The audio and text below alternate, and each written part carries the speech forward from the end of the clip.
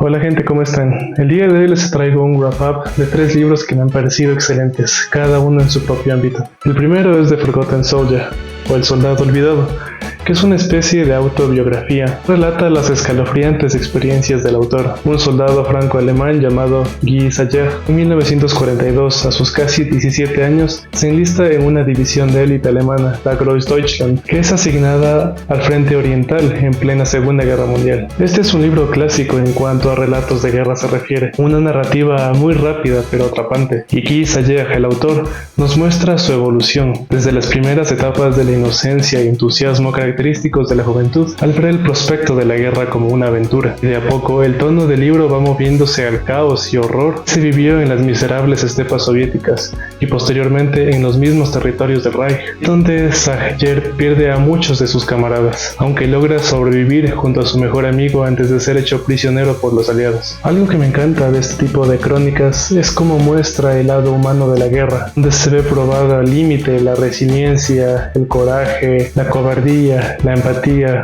la crueldad de las personas y cómo se forjan los fuertes lazos de hermandad entre los soldados. Y también se aprecia el lado más vulnerable y empático del autor, pues en uno de sus permisos fuera del frente llega a conocer a su primer amor, una chica de Berlín llamada Paula. Esta es una lectura muy intensa, es muy fuerte, es llena de emociones. Pero para los que les interesa conocer el lado humano de todo este terrible conflicto, sus horrores y sus virtudes, entonces este libro les va a encantar. Y por cierto, estoy al tanto de que existen versiones de este libro en español, así que creo que no sería ningún problema en encontrar esa versión.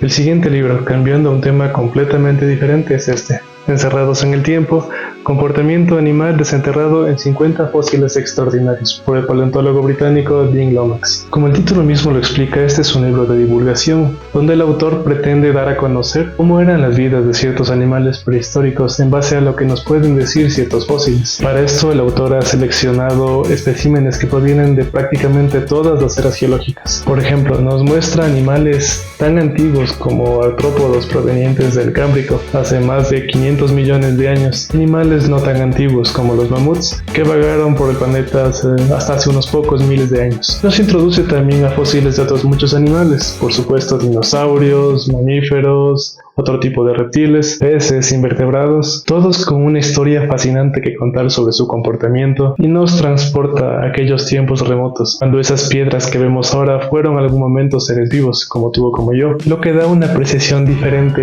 de estos animales y del planeta en sí. Ayuda a poner las cosas, la vida de uno, todo en perspectiva. Si lo ven así es algo bastante profundo. El único contra del libro es que no tiene imágenes a color. Entiendo que tiene que ver con abaratar costos, pero hubiera sido un gran plus, pues el paleoarte del libro es genial. Otro contra que puede ser es que solo existe, hasta donde yo sé, la edición inglesa de este libro, y ojalá alguna editorial de habla española se interese por traducirla. Pero si no tienes problemas con el idioma, de seguro eso no va a ser ningún problema, y este libro estoy seguro que te hará que levantes las cejas de asombro.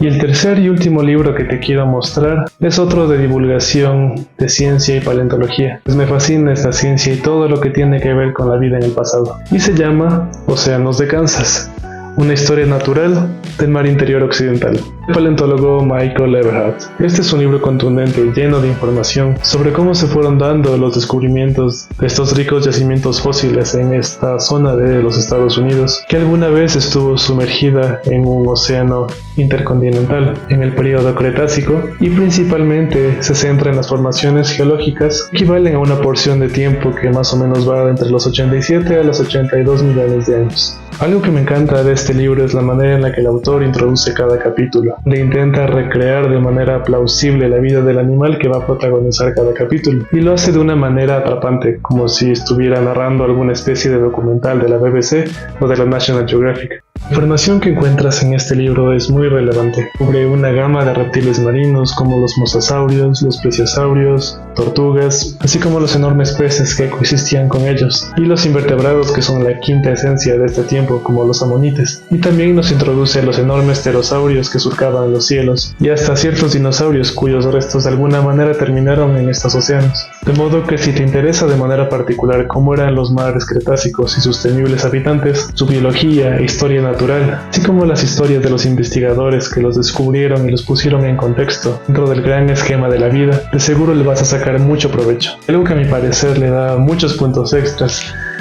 es que está lleno de imágenes, lo hace más didáctico.